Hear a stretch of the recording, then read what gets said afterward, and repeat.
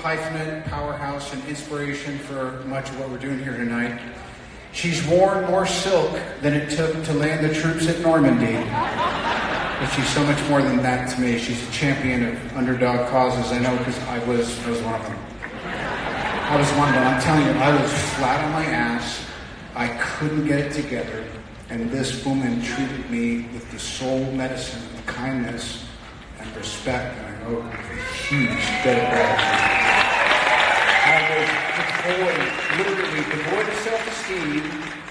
And Trudy Styler promised me that my wildest dreams would be attainable if I just let myself be loved until I could love myself. And as she did. Without ever once voicing the fact. And through her matriarchal management of all things Sumner, the family that she nurtures, they've cast a very wide net over the years, and I am forever grateful to be one of her pups. Because there is so much, I shit you not, for us all to learn by observing and emulating this woman's graceful, wickedly witty example of how to walk through this life that we all intimately share, these difficult and challenging times. There can only be one of the dresses she's about to walk out in, and only one woman that's woman enough to wear it. Let's get her out here already, the literally incomparable Trudy Styler.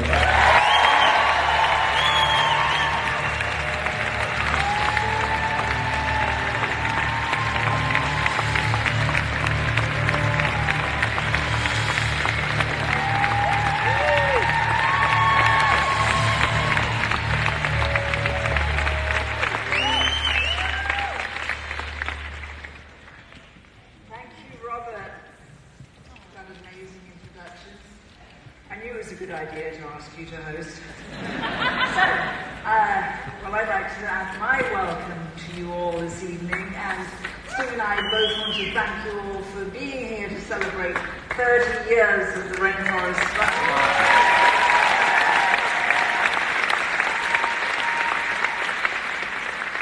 So many people to thank for those 30 years, and indeed for this night, which has taken months to organise, so I'm going to get on with it. Our sponsors, Citibank, thank you. Bob and Tamar Manukian and Mark Town.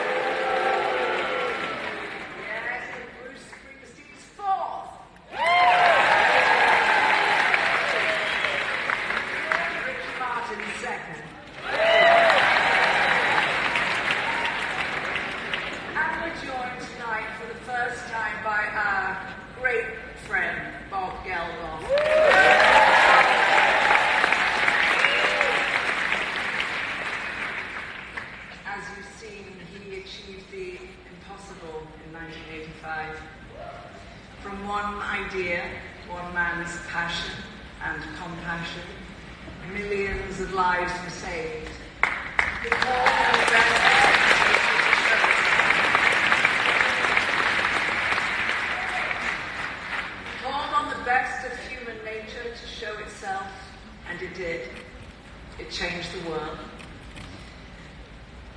years later, in 1987, Sting and I found ourselves in Brazil, where we first met Chief Downey, an elder of the indigenous Kayapo tribe. He was fighting to protect his people and his forest from the rampant land grabbing taking place in the Amazon. And Downey said this: "What your people are doing will change the whole world. It will destroy our home, and it will destroy your home too. You have destroyed our lands, poisoned the planet, and have sown death because you're lost. And soon it will be too late to change." This message has become our terrifying reality. In my own lifetime, we have lost half of the world's rainforests. In my own lifetime, we've lost half of the world's land animals. And in my own lifetime, we've removed life-sustaining oxygen from the seas and filled them with plastic.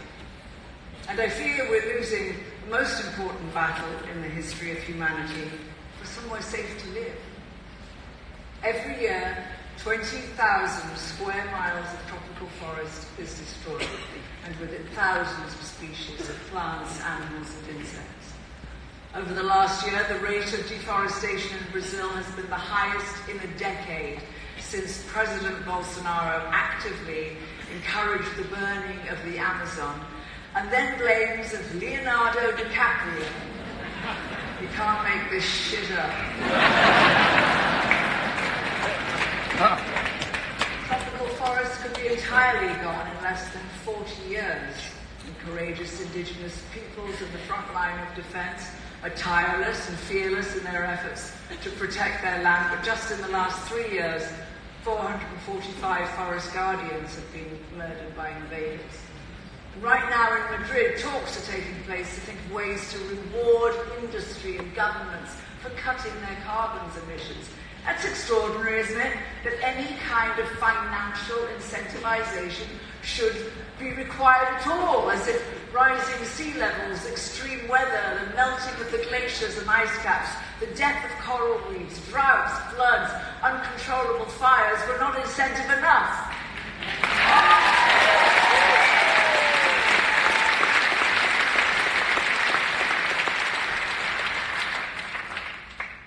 Human migration by the year 2050 will mean that some 200 million people will be on the move, fleeing the environmental damage in their homelands and in search of food, security, and survival.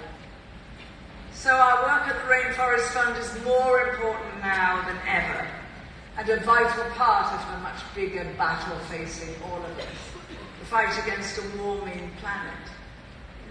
It's such a huge task, it seems almost impossible, but we cannot give up. We have a responsibility to our children and our grandchildren.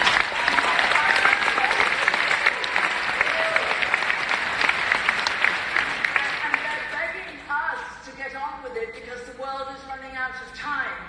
There have been many protests and demonstrations for the environment since the 1990s. Now there's a new wave of protesters adding their voices to ours.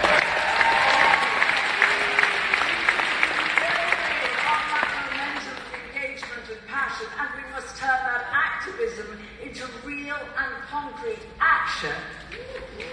So, as individuals, what can we do? That is a challenge for all of us. But the urgency demands that we must build a community of activists acting in harmony to save humanity, whether we change our use of plastic, our diet, or the kind of car we drive. Every choice matters and can make a difference if it is part of a unified vision. We can tell our governments what we want them to do. We must elect leaders who aren't afraid to take us into the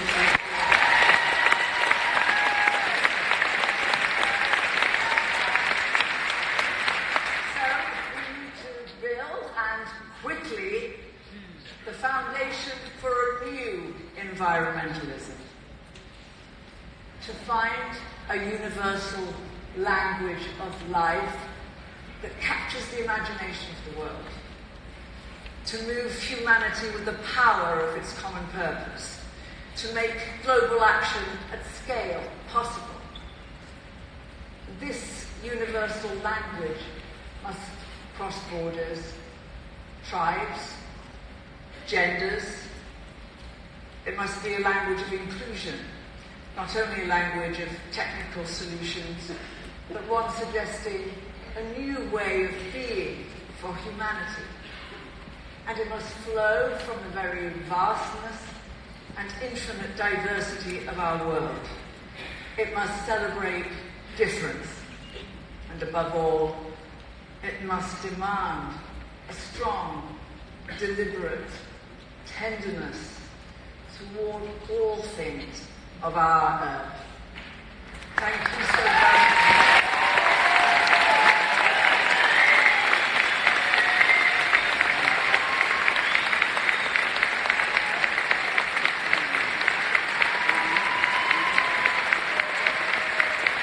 Like I said, one more time for Trudy Styler.